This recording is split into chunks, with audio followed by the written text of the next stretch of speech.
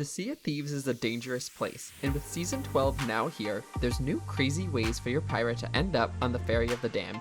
Lucky for you, this is every way you can die in Sea of Thieves. My pirate went through a lot of pain and agony to make this video happen, so make sure to leave a like and help to keep this video off the Ferry of the Damned. We're gonna start off with the most basic of basic ways to die. This is how you're likely gonna die the most. We have the original 4 weapons you'll find skeletons, skeleton lords, phantoms, and other players all using to take you down. The pistol, a medium damage straight shooter. The blunderbuss, which is a shotgun that wreaks havoc up close. The sword, which can eliminate you by swinging and slicing, or in a riskier sword dash. And then there's the Eye of Reach, a skill-based sniper that is only possessed by players and skeletons in the massive skeleton ships. Now we get to the Season 12 of it all. The new weapons, the throwing knives and the double-barrel flintlock. Players can of course tap you with the double-barrel flintlock and send you to a world of hurt. They can do a single shot or fire both shots at once. Throwing knives can deal damage in 3 different ways that can result in your demise. A quick stab does minimal damage, a charged stab does a larger chunk of damage, and a skill shot knife throw, when landed, deals a significant amount of damage. In naval combat, cannonballs can kill you with their splash damage and direct one-ball shots. Chain shots can damage you as well, along with blunderbombs, whether thrown or shot out of a cannon. Then of course, firebombs can set you sizzling and searing all the way to the Ferry of the Damned. Even if the initial impact doesn't kill you, the remaining flames will. Also new to Season 12, the Scatter Shot. Not only can it do damage to your ship, but if it hits you, you can be scattered to the Ferry of the Damned. Worth mentioning, the new bone collar for Season 12 can't kill you on its own, as it does no damage on impact, so not a unique death, but what it wields is pretty powerful.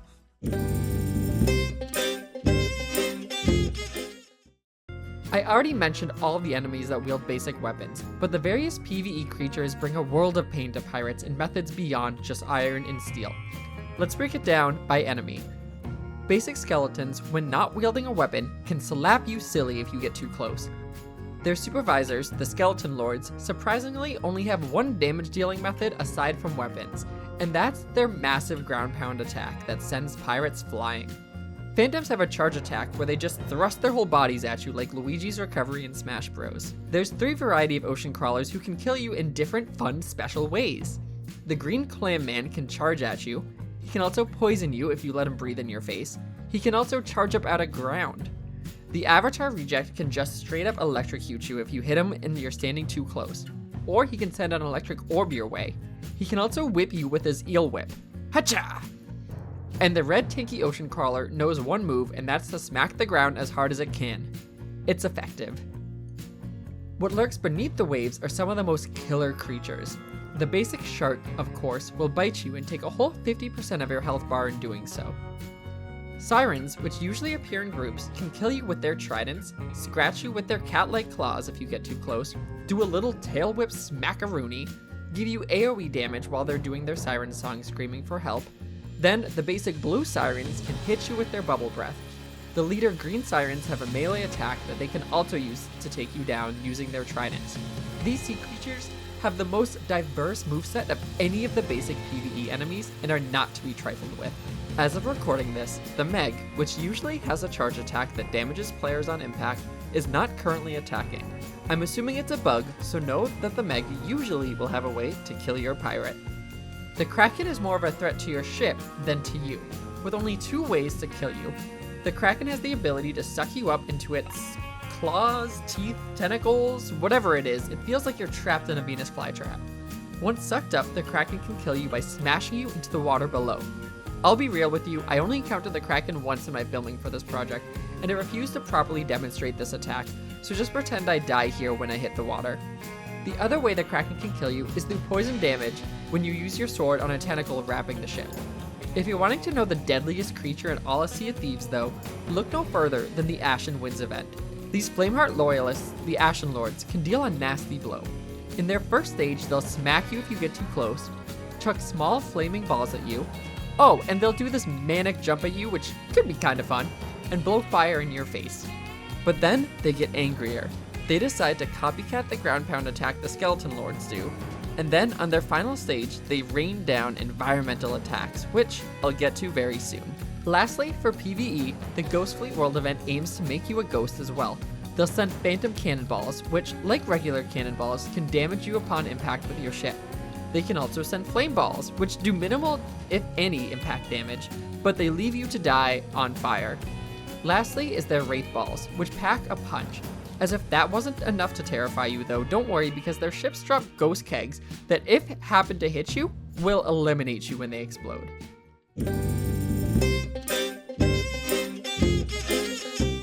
As if living through everything already mentioned wasn't hard enough, the world of Sea of Thieves itself that you can do all this in is super dangerous.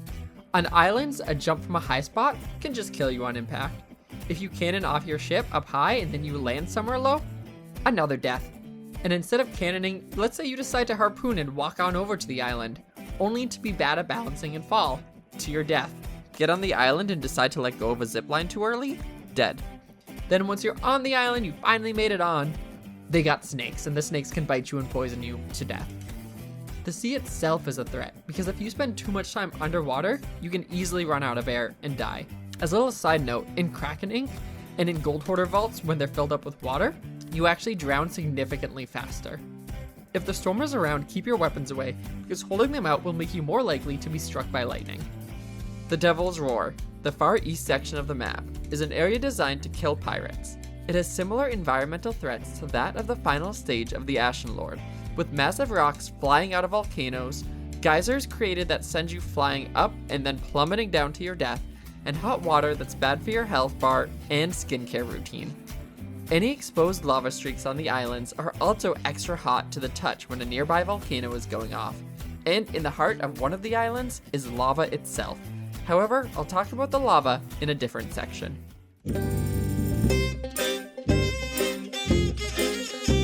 Our second to last category has some of my most favorite deaths, because this is pretty much all just the weird ways that you can die in Sea of Thieves. Right off the bat, the major elephant in the room that I failed to mention until now is kegs. That's right, your pirate can actually explode. And there isn't just one type of keg, no, there's a whole variety. There's the standard keg, which skeletons can also be found holding at times. There's the stronghold kegs, which skeletons at Fort of the Damned can also be found holding at times. Then there's the ancient black powder keg. How glorious. Look, here's me dying to AoE damage that occurs when hitting mermaid gem statues. The Chest of Rage explodes with a fiery burst. That explosion burst damage can mess you up. Other players can also hold tools that can lead to your demise. The Ashen Windskull can be used as a personal roaster. The Skull of Siren's song, when not being sold to Briggsy, the best pirate on the seas, can scream until you pass out. The Trident of Dark Tides can be charged by other players and directly kill you upon impact or within AoE damage. And new to Season 12, the Horn of Fair Winds. If hanging out near a high spot on an island, another player can use it to blow you off and cause you to fall to your grave. There's also a number of cursed cannonballs that have special effects on ships or your pirate, but only one can directly kill you, and that's the Venom Ball.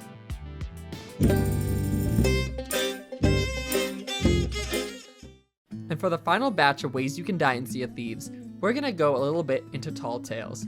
Now, Tall Tales are the story-based voyages on the Sea of Thieves that come with a number of new creative opportunities to die. Some things I've already talked about, such as skeleton lords and the aforementioned lava, can be found in different Tall Tales across the Sea of Thieves. I saved this section for last because if you're a new player and hoping to play through these on your own, now is your time to exit this video without any spoilers. While most Tall Tales just throw more skeletons, phantoms, ocean crawlers, and common enemies at you, the Sunken Pearl throws the Kraken at you in a way you've never seen before. Unlike the Kraken you meet on the waves, this Kraken slaps hard. So hard it can kill you. It also bites. He's a beaky little boy. And it can spray you with poison sauce. While mentioning the Sunken Pearl, I wanted to bring up the Siren Queen. While she brings a good fight, she doesn't use any original moves that her Siren comrades don't already use. Traps are also heavily featured in Tall Tales, mainly at the Shores of Gold, Heart of Fire, and the Art of the Trickster. Here's a montage of me dying to a bunch of traps, starting with my favorite, a chain of massive explosions on Discovery Ridge.